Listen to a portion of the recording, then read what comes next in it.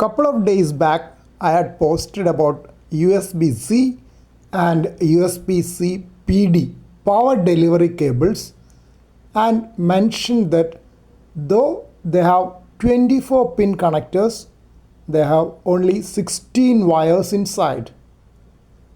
Today, I decided to have a look inside a few USB-C charging cables which I had been using for charging mobile phones but had been damaged over time. A great surprise was in store for me. Let us have a look inside those USB-C charging cables which were being used till a few weeks back. It was easy to have a look inside this connector because it had split spontaneously and I was using a tape to keep it in position. All I had to do was to remove the blue tape and carefully open the metallic covering inside to expose the wires and shielding inside going to the Type A connector of the cable meant for the charger end. There are 4 wires, red, black, green and white, covered by a braided shield. As described earlier, red and black are for the power lines and green and white the differential pairs for data. So it was quite surprising that the other 12 wires were missing inside this cable. Maybe because it is just for charging purpose, all the other wires for high-speed data transfer and configuration channel are not needed, and this is a simplified version. This was even more simplified version, just 2 wires inside. As there was no option for data transfer, obviously there is no need for shielding to prevent noise and crosstalk meant for data channels.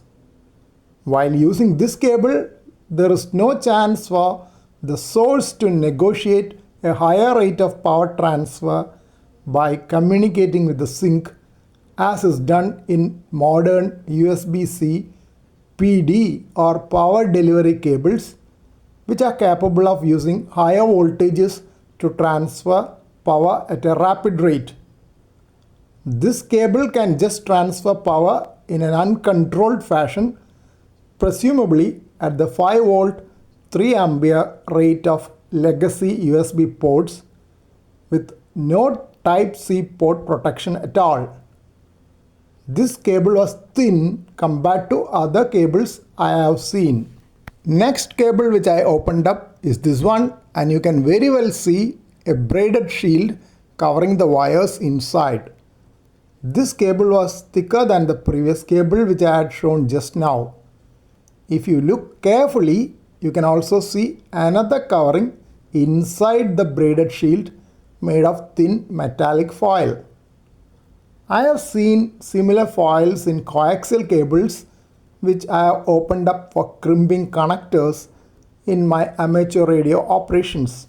Now I have twisted the braided portion and kept it at right angles so that the metallic foil can be seen covering the wires inside. This clearly shows the 2-level shielding in this cable, which I expect to have data lines inside. The metallic foil has also been separated to show the 4 wires inside. The specialized high-speed data lines are missing in this cable as well.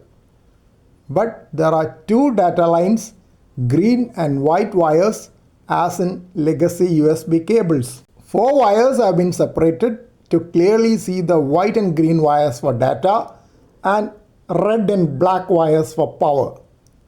If you look carefully, you can see some other fibers other than the braided shield and the aluminum foil, which appear to be nylon-like material. We will check out whether they are conducting or non-conducting in the coming few steps to make sure whether they are metallic or non-metallic.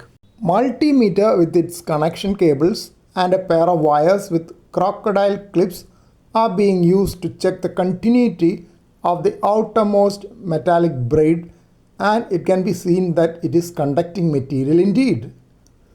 This is not the small nylon-like fibers shown along with the wires. Next, the nylon-like fibers were checked for continuity. There is no continuity, which confirms the initial thought that they are non-metallic. Now the metallic foil is being checked, confirming its conductivity. So there are two levels of shielding for the data wires inside, meant for prevention of crosstalk and reducing noise pickup.